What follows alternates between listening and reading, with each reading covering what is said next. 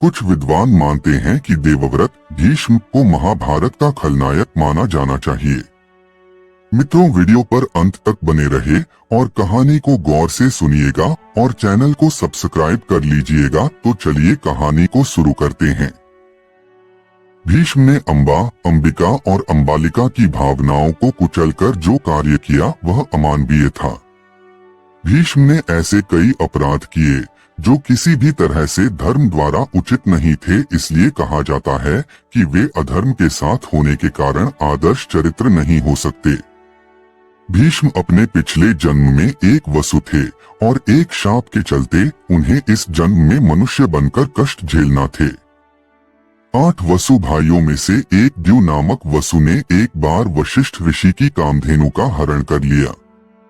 इससे वशिष्ठ ऋषि ने द्यु से कहा कि ऐसा काम तो मनुष्य करते हैं, इसलिए तुम 8वां वसु मनुष्य हो जाओ।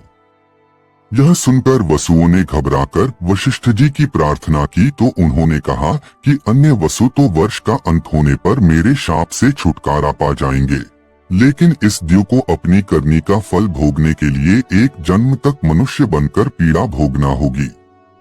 यही द्यु बाद में गंगा की कोख से देवव्रत के रूप में जन्मे। यही देवव्रत आगे चलकर पितामह भीष्म कहलाए। शांतनु सत्यवती के रूप और सौंदर्य से मुग्ध होकर उससे प्यार करने लगे थे और वे उससे विवाह करना चाहते थे, लेकिन सत्यवती ने उनके समक्ष ऐसी शर्त रख दी थी जिसे कि वे पूरी नहीं कर सकते थे। इसके कारण वे दुखी और उदास रहते थे। जब भीष्म को इसका कारण पता चला तो उन्होंने सत्यवती की शर्त मानकर अपने पिता शांतनु का विवाह सत्यवती से करवा दिया था। सत्यवती के कारण ही भीष्म को आजीवन ब्रह्मचर्य रहने की कसम खानी पड़ी थी। कसम खाने के बाद उन्होंने हस्तिनापुर की गद्दी पर कुरुवंश का शासन बरकरार रखने के लिए कई तरह के अपराध किए थे। सत्यवती के कहने पर ही भीष्म ने काशी नरेश की 3 पुत्रियों अंबा, अंबालिका और अंबिका का अपहरण किया था। बाद में अंबा को छोड़कर सत्यवती के पुत्र विचित्रवीर्य से अंबालिका और अंबिका का विवाह करा दिया था। गांधारी और उनके पिता सुबल की इच्छा के विरुद्ध भीष्म ने धृतराष्ट्र का विवाह गांधारी से करवाया था। माना जाता है कि इसीलिए गांधारी ने भी अपनी आंखों पर पट्टी बांध ली थी। आखिर अंत में गांधारी को दावाग्नि में जलकर खुद के प्राणों का अंत करना पड़ा था। भरी सभा में जब द्रौपदी को निर्वस्त्र किया जा रहा था तो भीष्म चुप बैठे थे। भीष्म ने जानते बुझते दुर्योधन और शकुनी के अनैतिक और छलपूर्ण खेल को चलने दिया।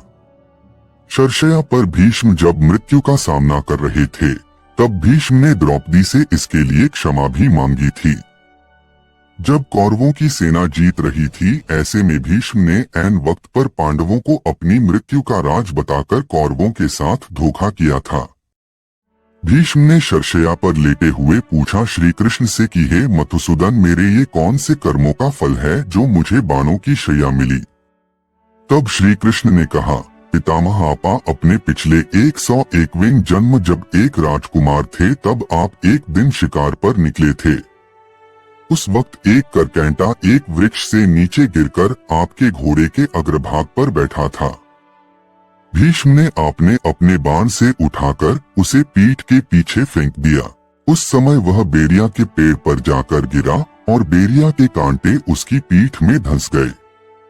करकैंटा जितना निकलने की कोशिश करता उतना ही कांटे उसकी पीठ में चुभ जाते और इस प्रकार करकैंटा 18 दिन जीवित रहा और यही ईश्वर से प्रार्थना करता रहा, हे युवराज, जिस तरह से मैं तड़प कर मृत्यु को प्राप्त हो रहा हूँ, ठीक इसी प्रकार तुम भी होना। अपने अगले पिछले जन्म में भीष्म द्वारा इतने पाप करने के बाद भी भीष्म को किसी भी तरह से खलनायक नहीं माना जा सकता, क्योंकि भीष्म ने जो भी किया वह हस्तिनापुर के सिंहासन की रक्षा और कुरुवंश को बचाने के लिए किया था। तो फिर महाभारत का सबसे बड़ा खलनायक कौन था? महाभारत में खलनायक की परिभाषा बहुआयामी है और इसे सिर्फ एक चरित्र तक सीमित करना कठिन है। भीष्म के कार्यों को लेकर विद्वानों में मतभेद हो सकते हैं, लेकिन उन्हें खलनायक मानना पूरी तरह सही नहीं कहा जा सकता। उन्होंने हस्तिनापुर और कुरुवंश की भलाई के लिए कई कठिन निर्णय लिए थे, लेकिन उनके निर्णयों के दुष्परिणामों ने महाभारत के युद्ध को प्रेरित किया। फिर भी उन्हें उनके कर्तव्यों के प्रति समर्पण और तपस्वी जीवन के लिए सम्मानित भी किया जाता है। महाभारत में सबसे बड़ा खलनायक किसे माना जाए, यह सवाल जटिल है, क्योंकि हर चरित्र में अच्छाई और बुराई का मिश्रण है। फिर भी कई विद्वान दुर्योधन को महाभारत का सबसे बड़ा खलनायक मानते हैं। दुर्योधन का अहंकार, लालच और सत्ता के प्रति अंधी चाह ने महाभारत के युद्ध को जन्म दिया। उसने पांडवों के साथ छल, द्रौपदी के अपमान और कई अनैतिक कार्य किए, जिनकी वजह से अंततः विनाशकारी युद्ध हुआ। लेकिन महाभारत की खूबी यह है कि यह सिर्फ एक खलनायक की कहानी नहीं है।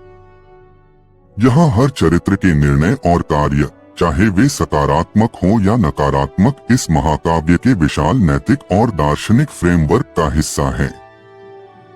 इसलिए खलनायकी का दर्जा किसी एक पर केंद्रित नहीं किया जा सकता।